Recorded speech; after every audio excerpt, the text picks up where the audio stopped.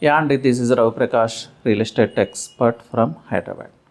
So 2025 2026కి ఏంటి Hyderabad real ఎస్టేట్లో variation ఏమన్నా మార్పులు చేర్పులు జరిగే అవకాశం ఉందా, లేదు 2025 సేమ్ స్టోరీ రిపీట్ అవుతుందా అంటే నో అండి. మార్కెట్ అయితే డెఫినెట్గా మూవ్ అవుతుంది. ఎలా చెప్పగలరు మార్కెట్ మూవ్ అవుతుందంటే, సో నేను మార్కెట్లో రెగ్యులర్గా వర్క్ చేస్తూ ఉంటాను. ఎంక్వైరీస్ అయితే చాలా పెరిగినాయి. ట్రాన్సాక్షన్స్ పెరిగినాయి అని నేను చెప్పట్లేదు, బట్ ఎంక్వైరీస్ అయితే డెఫినెట్గా పెరిగినాయి. సైట్ విజిట్స్ కూడా చాలా పెరిగినాయి. మా వెంచర్స్, మేము మార్కెట్ చేసే వెంచర్స్ లేకపోతే మేము డెవలప్ చేసే వెంచర్స్లో అయితే సండేస్ ఆర్ సాటర్డేస్ మేము చాలా బిజీగా ఉంటున్నాం.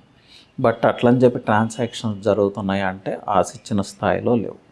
బట్ అండి, ఒక క్లయింట్ ప్రాపర్టీ సెర్చ్ స్టార్ట్ చేస్తే ఫైనల్ డెసిషన్ తీసుకోవడానికి 3-4 months టైం తీసుకుంటారు. ఈ 3-4 months టైంలో వాళ్ళు ఒక 5 projects 10 projects విజిట్ చేస్తారు.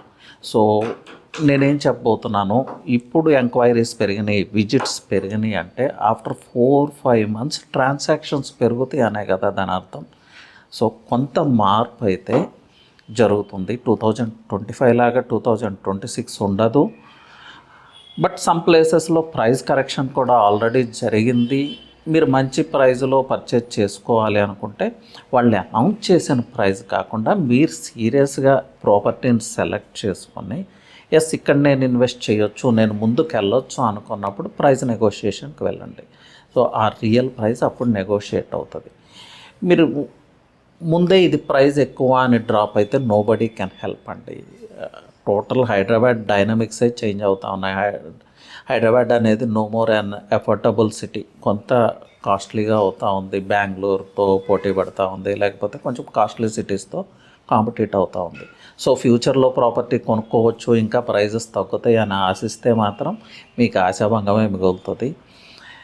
ఇప్పటి వరకు ప్రాపర్టీ పర్చేజ్ చేయలేదు మీరు అంటే ఇప్పటికే చాలా లేట్ చేశారు. ఇప్పుడు మిస్ అయితే ఇంకా కష్టం అవుతుంది.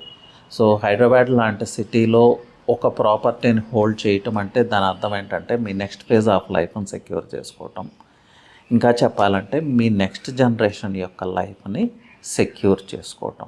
So don't miss this opportunity అంటే. బట్ ప్రాపర్గా పర్చేజ్ చేయడానికి పారామీటర్స్ని బేస్ చేసుకొని పర్చేజ్ చేయడానికి తక్కువకు వస్తుందనో, లేకపోతే వాళ్ళు ఏదో చెప్పారనో, ఎవరంటే వాళ్ళు ఏదో సజెస్ట్ చేశారనో అలా పర్చేజ్ చేయకుండా టోటల్ కైండ్ ఆఫ్ రీసెర్చ్ చేయండి. ప్రాపర్ రియల్ ఎస్టేట్ ప్రొఫెషనల్ని అప్రోచ్ అవ్వండి. తన త్రూ ఒక మంచి ప్రాపర్టీని ఎక్వైర్ చేయడానికి ప్రయత్నం చేయండి. Thank you.